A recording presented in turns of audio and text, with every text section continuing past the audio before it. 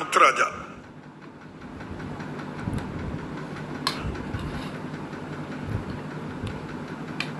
மாண்புமிகு பேரவைத் தலைவர்களே, புதுக்கோட்டை அரசு மருத்துவக் கல்லூரி மருத்துவமனையிலிருந்து மாலையீடு வரை உள்ள சாலை புதுக்கோட்டை மாணவர்களுக்குள் மிகவும் குறுகலாக உள்ளன.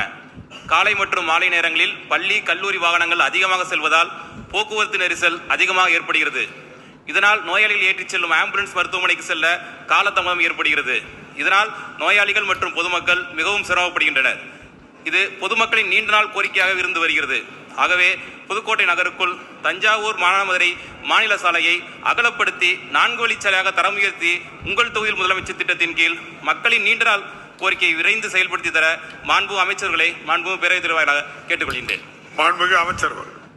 மாண்புமிகு பேரவைத் தலைவர்களே, நம்முடைய புதுக்கோட்டை சட்டமன்ற உறுப்பினர்கள் அந்த சாலை குறித்து இங்கு குறிப்பிட்டார்கள்.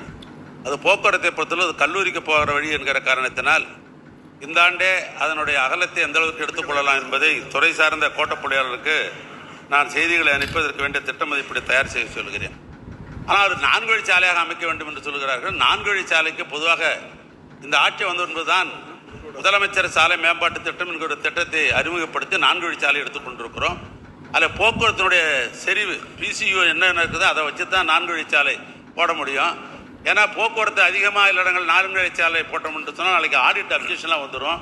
அதனால் அது இருக்குதா பிசியூ இருக்குதான்னு நான் பார்க்க சொல்கிறேன். இருந்தாக்கா 4 வழிச்சாலை, இல்லை என்று சொன்னால் போக்குவரத்தை கணக்கெடுத்துக்கொண்டு இந்த ஆண்டு நிதி ஆண்டிலேயே அந்த சாலை விரிவுபடுத்துவதற்கு அரசு முன்வரும்.